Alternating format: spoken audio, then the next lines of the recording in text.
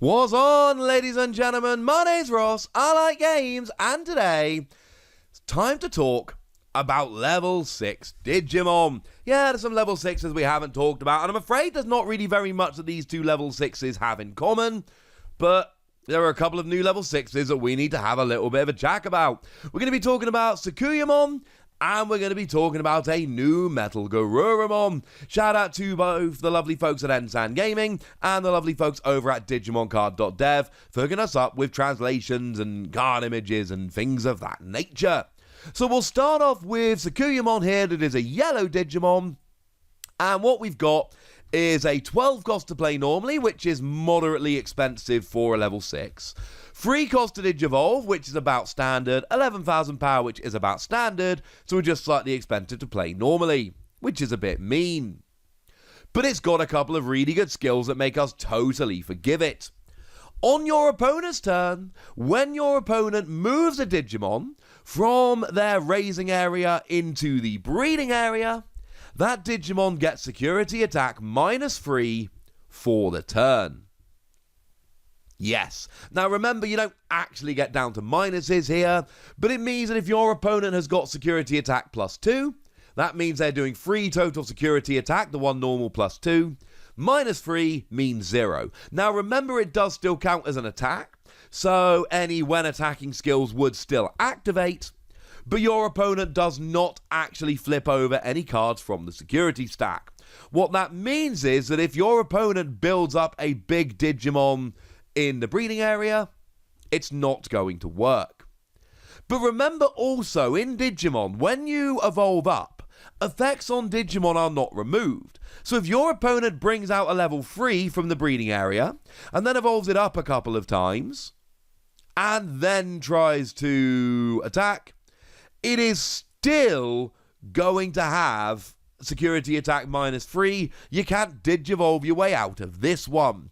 Essentially what it does is it turns off one of your opponent's Digimon, but it does it, or stops them attacking, but it does it every time. I think essentially every other turn it's going to do this. However, this does kind of signpost to your opponent. So if your opponent's got a Digimon with a bunch of extra security attack that they really want to take advantage of, or a really good attacker, they can just evolve it or Digivolve it from a level 3 on the field rather than a level 2 in the breeding area. It's going to be ever so slightly more expensive. You're going to pay an extra 2 or 3 memory, which, yes, obviously that sucks, but it's not going to be the end of the world, and your opponent can play around it. I do need to give a shout out to my girl Mimi here, of course, over in green, because essentially Mimi, if you've got a level 5 or above green Digimon on the field, you get an extra breeding phase every turn. Yep. So clearly, this is going to not be ideal for you if you're playing Mimi, because it's going to essentially activate and work twice as often, rather than essentially working every other turn. It's essentially going to work every turn, and that's going to be bad. If we ever do get side decks in the future, consider putting this in your yellow side deck to fight against a green deck playing Mimi. So it's a fun little skill, but it's kind of situational and you can play around. But also on your turn, all of your opponents' security Digimon, just security Digimon, get -3,000 power. And all of a sudden, this starts making a pretty huge difference. Because remember, when you attack the security stack, you flip over a Digimon, and you compare the power of that Digimon to your attacking Digimon, and if they are even or higher, as in security Digimon is higher, you get deleted. Otherwise, you survive. So here, you are much more likely to survive. And honestly, what I'm thinking here, I mean, I've talked a lot, right, about 8,000 power Digimon. And as far as I'm concerned, when you're attacking a stack of an 8,000 power Digimon, the only thing that takes you down are level 6s or 7s, or particularly powerful level 5. Your average level 5 is like 7,000 power, or maybe 8, so maybe go for 9,000. But now, let's say I've got a 6,000 power yellow Digimon. All of a sudden, I can actually attack the stack with a 6,000 power yellow Digimon and assume I'm going to survive.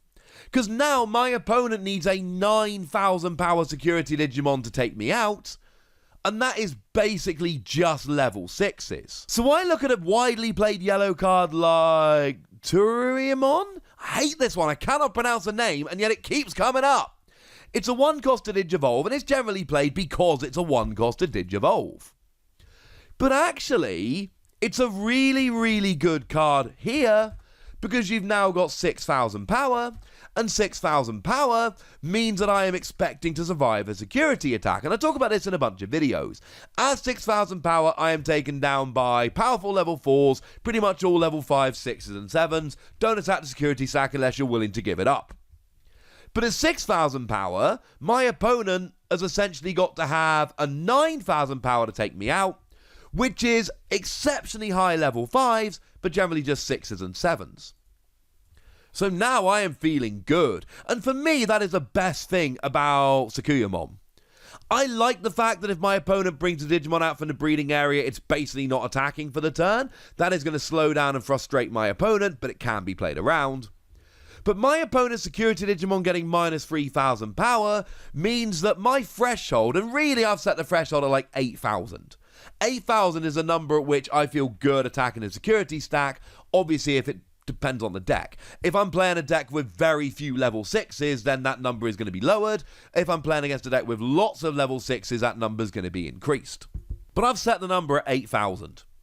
This brings it down to 5,000. Before I feel comfortable attacking a security, and that changes so much. I actually really like Sakuyamon. The first skill I think is good. The second skill I think is going to be very, very nice indeed. I think some decks are really going to make use of it. I'm still giving it between 3 and 4 Wassies. We don't give half Wassies, that would be barbaric, because I don't see it as a powerhouse, game-changing, meta-breaking card. I see it as a really nice, solid level 6 that can go into some decks and make your matchups better. But we also need to talk about MetalGarurumon here. Now, MetalGarurumon is your standard level 6 stat-wise, 11 cost to play normally, 3 cost to Digivolve, 11,000 power, that's normal. When you Digivolve, if this Digimon has a card with Garurumon in its evolution cards, return one of your opponent's Digimon with On Deletion to the bottom of their deck. It's also got an inheritable skill, which is very weird for a level 6 Digimon. When attacking, once during a turn, gain a memory. Going back to the first skill here, I'm not sure how much I love this one. Because it only activates if you've got a Digimon with Garurumon in its name, Garurumon or WereGarurumon or things of that nature. And then you return one Digimon card with On Deletion to the bottom of your opponent's deck. Which on the one hand is nice, but on the other hand, it's really not going to work all that much. Now, there are some, like the really widely played ones here. In purple, you're talking things like Tapermon and Impmon.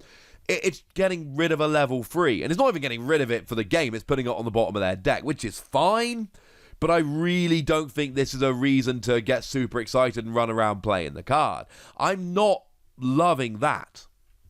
But there are some which see a little bit of play, or might see a little bit of play in the future, which do actually end up being a little bit better. There are some big Digimon, like for instance, Dundevimon.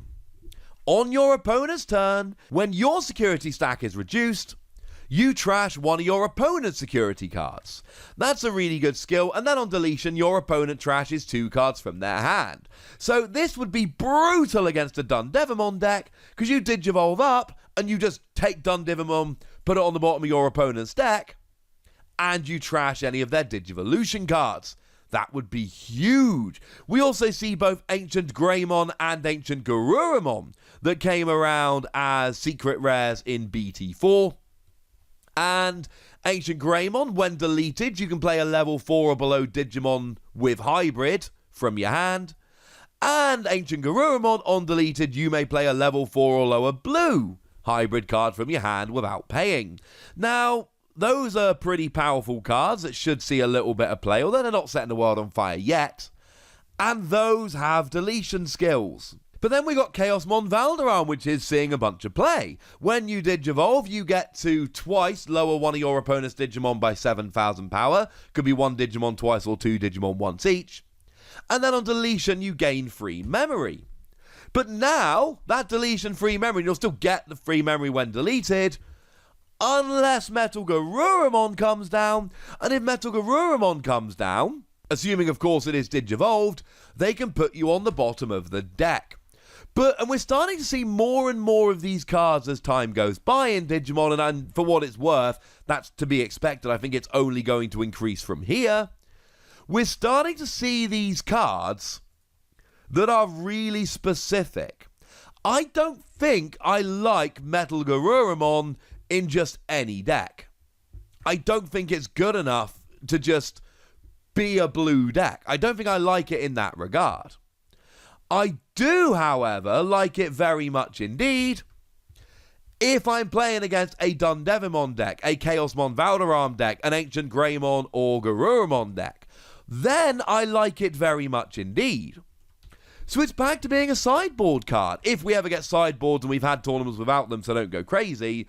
But if I've got a sideboard that I can use to swap cards in and out of my main deck between games, and my opponent's playing Dundevimon and I'm playing blue, then all of a sudden this becomes an absolutely phenomenal, gigantic powerhouse card that almost perfectly counters my opponent's deck, and that's amazing.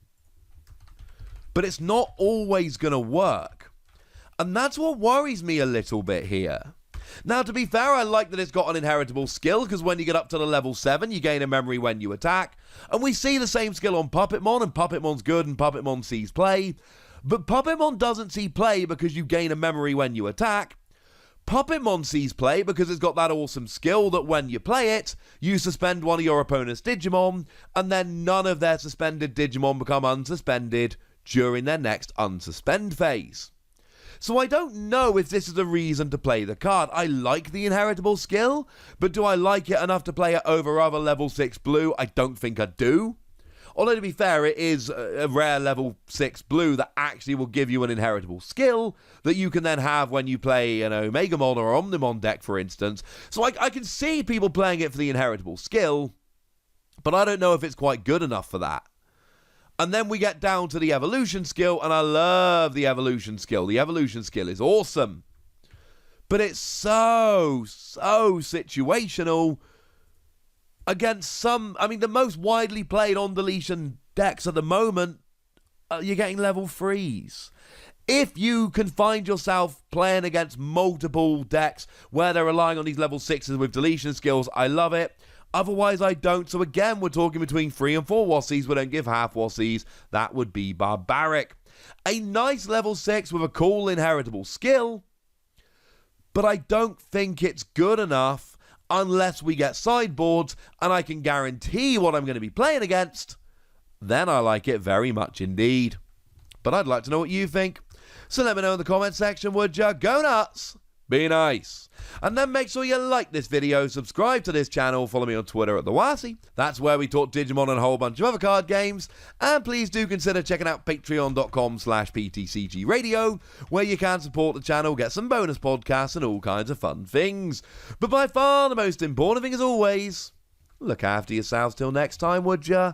Thank you very much for watching. My name's Ross, and you've been watching Wossi Plays.